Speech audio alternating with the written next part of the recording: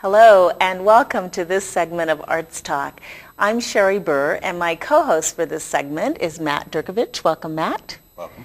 And we're very pleased to have as our special guest for this segment Jane Lindskold, who's the author of Wolf's Blood and many other fantasy novels. So welcome, Jane. Thanks, Sherri. And we're going to let Matt conduct the interview. Jane, thank you for sharing some of your time with us today. Oh, my great pleasure. Saved me from sitting at home doing my taxes. You've written a series of books throughout your career, and originally you began writing single novels, but more so later in your career you've picked up series and novelettes is what you seem to do more of. What do you enjoy about the different aspects of short stories and novelettes? Short stories and novelettes give you a chance to take a compact idea, pursue it, and finish it off. Whereas with a novel, you're always dealing with an extensive project. A long novelette is going to run maybe 100 pages in manuscript, where that book ran something close to 1,200 pages in manuscript. So there's a tremendous amount of satisfaction in a project that I can finish in a week or two, as opposed to one that'll take about 9 months of my life. Right. Yeah. Now, with Wolf's Blood, that's part of a larger series, Yes. The Firekeeper series. You will also be coming out with the Breaking the Wall series Right. coming up here in late fall, and I think you've also done the Anthenor series. Right. When you're writing those, do you worry about your fans' concerns of providing them closure and ending a story and not having loose ends? And how do you decide what to write, when to write? That's a good question. The Firekeeper saga is the longest I've done. This is the 6th book, and it's where I'm closing the series for now. One of the odd things about email is how fast you get reader response on a book. A book can be barely released, and you're starting to get feedback already. But I was lucky with the Firekeeper saga in that actually the first 3 books were written before the first one came out, or the first 2 were written and the third I was writing, so that I got to come up with my concepts for the series, for what I wanted to do with where I wanted the characters to go, without any feedback from the readers. About the time I was writing the 3rd book in the series, Dragon of Despair, I started getting email from people telling me what I was going to do. Not asking, telling. And that was incredibly intimidating, and I got really kind of wobbly-kneed. Because here I am, I know what I'm doing, I love what I'm doing, and I'm getting people telling me, well, I can't wait until I know you're going to. And I'm sort of like, well, what are you going to do when I don't? And oddly enough, the thing that saved me was Tony Hillerman's memoir, Seldom Disappointed. I happened to take it out of the library on tape, and he focuses so much on that, on the joy of writing and the joy of being focused on what you want to do, that Tony took me by the hand without knowing it and put me back in telling the story I wanted and letting the audience come to me. Did you have to disconnect yourself somewhat from those avenues of criticism and feedback? I always answer my fan mail, but I never go to websites, I never go to chat rooms, I never surf the web, I never go to Amazon.com and read readers' reviews. If a reader cares enough to write me and ask a question, I like the feedback, I like working with them, but I don't go out and look for people to stroke me and tell me I'm wonderful, or conversely, beat me up. What's the nastiest thing a reader ever wrote to you? In the book before this, Wolf Captured, one of the main characters gets into a romance. And this reader apparently did not like it at all. And so she wasn't even finished with the book, and she wrote me saying, I hate Ranasita. Doesn't she realize Firekeeper's only chance for a good relationship is with Darien? I hate her. It was a great thing to read with my morning coffee. It was so impassioned. So in a way, it wasn't bad because you're it showed evoking a response. Right. Yeah, I was evoking a response, but that was certainly the strongest response I've Wow. ever So gotten. what did you write back?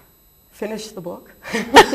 Because actually, Darien doesn't end up with that girl, but neither does he end up with Firekeeper. Firekeeper has very odd romantic tastes. Ooh. Now we're really curious. Just how odd are those tastes? Oh, she's in love with a wolf. Oh, yeah, Because that's she pretty was odd. raised as a wolf. Okay. And so she thinks she's a wolf. All of her social programming is to be a wolf. So she's in love with the wolf. Ooh.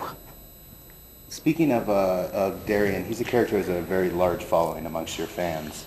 Good to know. And there seems to be clamoring for a storyline strictly focused on him. Have you ever thought about that, or would you ever think about allowing other authors to pursue that? I certainly wouldn't let other authors pursue it because this is my sandbox and people can go build their own sandbox.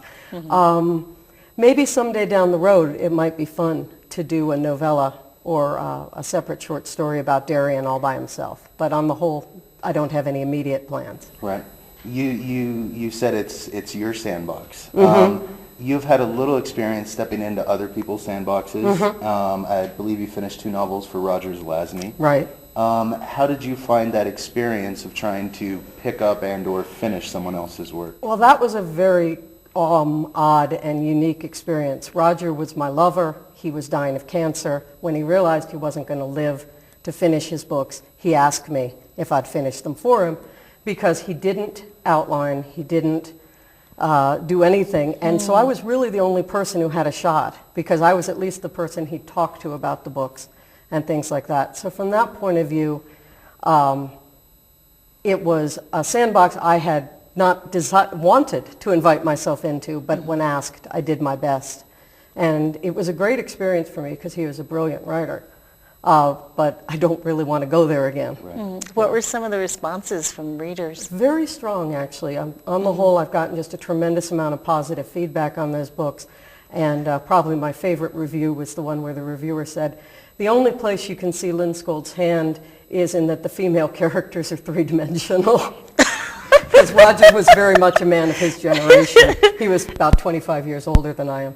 And really didn't write very good female characters. And your male characters are three-dimensional? I think so. What do you think, Matt? You think For that's the most fair? part. Okay, Yeah. for the most part? Yeah, I mean, there are some alpha males in there. I like, some, well, it's Does a she book have about, any that's a beta book about males? a war. Oh, okay. So, of course, you're going to be necessary running for your with, main characters to, Right. to be the leaders. yeah, Right. obviously, in a book about a war, you're going to have a lot of alpha males and alpha females butting heads. And no beta males or beta Oh, females? Sure there are. Oh, Sure there are. okay. One of the most popular characters in the series is Sir Jared Sircliffe, who's also known as Doc. Very mellow, very strong. I'm married to a strong gentleman, so I like strong gentlemen. Okay. Matt?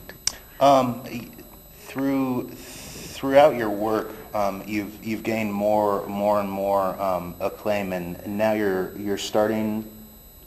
I actually just heard you say that you are actually still in talks with Marvel. I Right. understand that those were kind of on the rocks, but you're looking into graphic novel Right. development. Marvel Comics, I was approached by a small comic book company called DB Pro to do graphic novel adaptations of the first 3 Firekeeper novels. And then Marvel was so interested in DB Pro that they consolidated with them. Then Marvel Comics and DB Pro had an argument and separated pretty amiably. But of the shared properties, Marvel was very interested in holding on to the Firekeeper materials. So actually on Friday I had a conference call with a couple art editors at Marvel, and we're now moving ahead with the project again. It's likely I'll script it. If I don't script it, I at least have right of both art and script approval. So they might as well let me script it, because if I don't like it, I'm going to say no. So Right. you really retain full control of Yeah. everything. Yeah, it'll be my books. Firekeeper will not become a 6-foot-tall buxom blonde in a bikini. On that note, thank you very much, Jane. Thanks, Sherri. And thank you, Matt. And Matt. Yes. And thank you, the audience, for joining us. Thank you, audience. For this segment of Arts Talk with Matt Durkovich and Jane Lindskold, talking about the Firekeeper series and Wolf's Blood. Thank you.